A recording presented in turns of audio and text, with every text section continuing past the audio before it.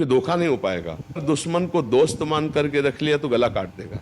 हम लोग ये बेवकूफी कर चुके हैं बहुत जन्मों से कि काम क्रोध लोभ मोह मद मत्सरी हमारे मन में है, हृदय में है, देखो, पर हम इनको इतना छुपा के रखते हैं कि किसी से कह नहीं सकते। हमारे अंदर जो ये हमारा नाश कर रहे हैं, बोलो हम इनके खिलाफ हैं या अनुकूल हैं? अंदर से देखना। अगर सभा में खड़े होके पूछा जाए आपके अंदर काम है, तो आप पूरा झूठ बोल देंगे, नहीं जी। आपके अंदर अहंकार है? नहीं जी, मेरे अंदर अहंकार कहाँ है। अर्थात आप दुश्मनों को छुपा रहे हैं ना, अपने हृदय के दुश्मनों को आप छुपा रहे हैं बड़ी सेफ्टी से। हर आदमी छुपाता है, और अगर दुश्मनों को चौड़े में खड़ा करके इनको दुश्मन बना दो और फिर इनकी खिलाफत करो, तो खास बात यह कि तुम्हें इसलिए परास्त नहीं कर सकते क्योंकि तुम्हारे दस्तखत के बिना इनमें कोई पावर नहीं है। जैसे मन नेत्रेंद्रिय के साथ हुआ, मुझे रूप देखना है, मुझे नहीं देखना है। आंख खुली भला दिखा दे, नहीं देखना है। जब हम स्वीकृति दे देंगे, अच्छा देख, मुझे नहीं देखना है। आंख खुली भला दिखा दे, नहीं देखना है। जब हम स्वीकृति दे देंगे, अच्छा देख लो, तो ऐसे नेत्र घूम जाएंगे, हम देख लेंगे। नेत्रेंद्रिय मन के साथ नहीं रूप देख सकती जब तक हम नहीं चाहेंगे। श्रवणेंद्रिय मन के साथ तब तक शब्द नहीं सुन सकती जब तक हम नहीं चाहेंगे। ऐसे हर इंद्रिय तब तक भोग नहीं भोग सकती जब तक हम नहीं चाहेंगे। तो हम चाह को अपनी ना जानकर इनकी चाह को अपनी मान लिया, इसलिए हमारा नाश हो रहा है। मांग रहा है अंदर से काम, और हम क्या कर रहे हैं? हम मान लिए कि मेरी मांग है और मैं मर। दुश्मन की बात को हम अपनी बात मान लिए, तो हम मरते चले जा रहे हैं, जबकि वो मेरा विषय नहीं है, वो इंद्रियों का विषय है। अगर समझ पा रहे हो अध्यात्म है ये। हम जब काम को अपना विषय मान लेते हैं तब हम परास्त हो जाते हैं, नहीं, जबकि वो आपकी मांग नहीं, आपके दुश्मन काम की मांग है। यही ना समझ होने के कारण हम कहते हैं कि हमें ज्ञान तो है कि मैं गलत कर रहा हूं, पर मैं रोक नहीं पाता हूं। इसलिए नहीं रोक पाते हो कि आपने जो गलत आपको सलाह दे रहा था, उसकी सलाह को आपने अपनी मांग मान ली, इसलिए आप गलत कर गए। तो अब ये काम को रोकने के लिए आपके अंदर विवेक चाहिए और धर्म चाहिए। ये दो चीजें। गृहस्थ हो तो धर्म पूर्वक अपने विषय का सेवन करो, तो भगवान की प्राप्ति में बाधा नहीं पड़ेगी। विरक्त हो तो किसी भी तरह से विषय संयोग है ही नहीं, क्योंकि विरक्त है। गृहस्थ में एक मर्यादा है। अब जैसे पति पत्नी का भाव है, गृहस्थ में जो अन्य भी भोग है, अगर उन्हें धर्म पूर्वक आप सेवन नहीं करते तो अपराध है। अधर्म पूर्वक अगर आप सेवन करते तो अपराध है। दोनों बातें हैं। बहुत धर्म पूर्वक उनका सेवन करना है क्योंकि आप गृहस्थ हैं।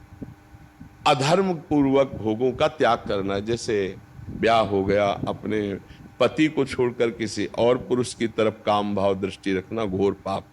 अपनी पत्नी के सिवा किसी और स्त्री की तरफ दृष्टि रख, ये घोर पाप। अब ये कहाँ, आज का समाज धीरे धीरे बदलता चला जा रहा है ना, तो वो कैसे हो? तो मलिन हृदय भला काम विजयी होगा। तो गृहस्थ में धर्म पूर्वक भोगा हुआ काम भी उसे भगवत प्राप्ति करा देगा।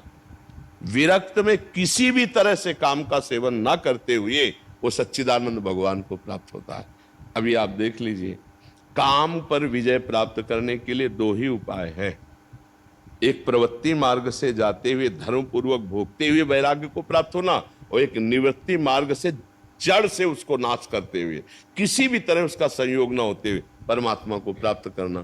तो जैसे आप लोग गृहस्थ हैं, तो आप लोग एक सीमा में रहें, नाम जप करते हुए अपनी मर्यादा में रहे, तो धर्म पूर्वक गृहस्थी में चलते हुए भगवान की प्राप्ति हो जाएगी। ये विश्वास कर लीजिए।